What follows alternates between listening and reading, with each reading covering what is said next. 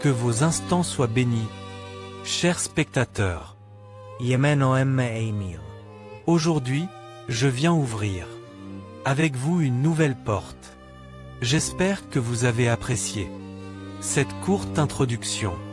Une porte vers le chemin De la certitude. Nous ne chercherons pas des mots à dire, mais des vérités à vivre.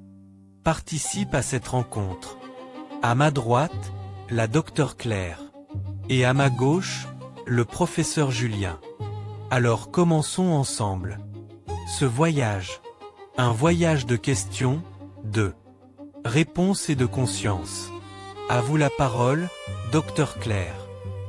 Merci à vous, professeur Émile. Et bienvenue à nos chers spectateurs. Ceci, c'est la certitude.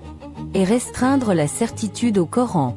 C'est une affirmation de poids, et nombreux sont ceux qui ne seront pas d'accord avec vous. Comme vous le savez, la certitude est indivisible. Elle ne se débat pas. Elle ne se met pas en vitrine. Et pourtant, il existe de nombreux livres et mouaf. Et beaucoup de gens croient que chacun d'eux représente la certitude. Comment cela peut-il être cohérent avec la nature humaine? Qu'en pensez-vous, professeur Julien? Merci, docteur Claire, pour cette mise au point réaliste. Le chemin vers la certitude n'est pas aisé. Il exige une vision pure, un cœur sincère et un esprit qui cherche, sans jamais s'arrêter. Aujourd'hui, nous dialoguerons ensemble pour comprendre. Le Coran est-il simplement un texte à réciter? Ou bien, est-il une manière de vivre? Une voie d'être? Est-ce que tout muaf est un Coran? Ou bien, le Coran est-il trop grand, trop profond, pour être enfermé dans un livre écrit? Beaucoup de gens confondent la présence matérielle du texte avec le sens vivant qui éveille les cœurs et dépasse les pensées. Alors, posons la vraie question. Lisons-nous le Coran pour réciter des lettres ou pour en extraire la vérité qu'il contient? Si la vérité est emprisonnée dans des pages, figée entre deux couvertures, et qu'elle ne se renouvelle pas, elle devient un passé stagnant, un mur qui masque les visions du présent et de l'avenir.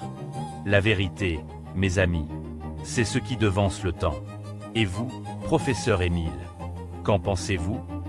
Je vous remercie tous deux pour ces réflexions profondes. Le chemin vers la certitude n'est pas un chemin facile. Il exige une vision pure, un cœur sincère et un esprit en quête qui ne s'arrête jamais. Aujourd'hui, notre dialogue vise à comprendre le Coran. Est-il fait pour être simplement lu?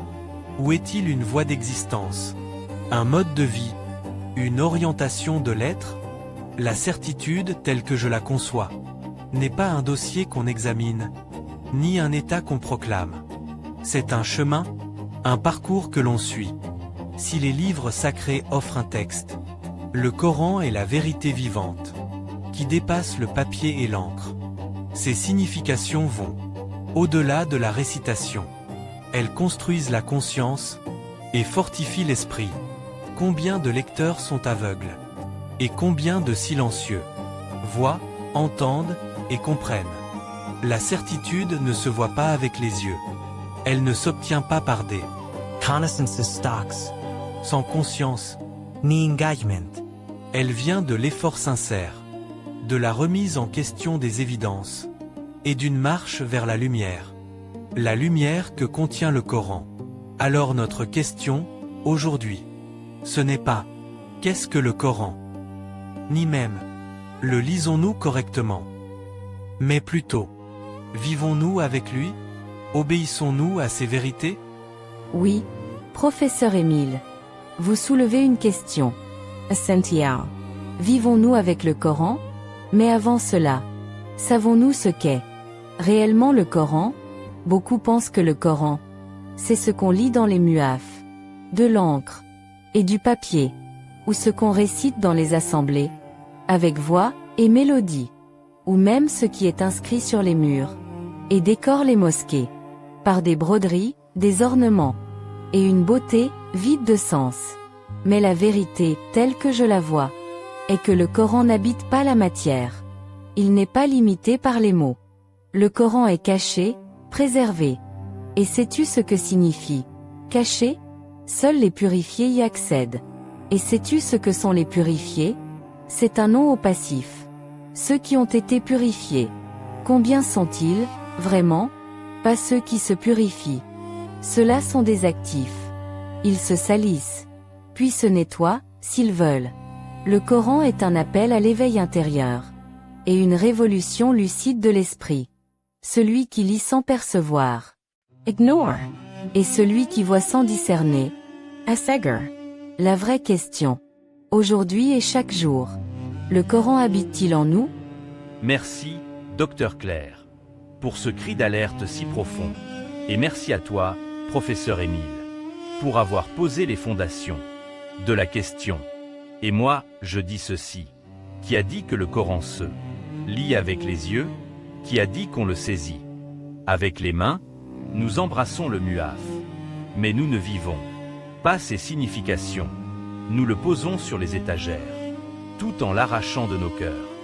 Nous récitons, nous répétons, à travers des interprétations. Herities. Même nos savants et nos juristes le conservent comme un héritage. Le Coran est-il un bien transmissible? Je vous pose la question, alors que la vraie question, comme l'a dit Claire, est: le Coran habite-t-il en nous? Et j'ajoute à cela, sommes-nous dignes de l'abriter? Avons-nous préparé nos âmes à être un réceptacle pour cette lumière? Ou bien, cherchons-nous la lumière, tout en détestant sa brûlure? Le Coran ne flatte pas les âmes, n'obéit pas aux désirs, ne complaît personne. Et à ceux qui ne sont pas d'accord avec moi, je dis, si nous divergeons dans La compréhension. ce n'est pas parce que la vérité est multiple, mais parce que les cœurs diffèrent dans leur pureté. Celui qui veut vraiment le Coran doit se dépouiller de lui-même. Alors dites-moi, portons-nous le Coran? Ou est-ce lui qui nous porte?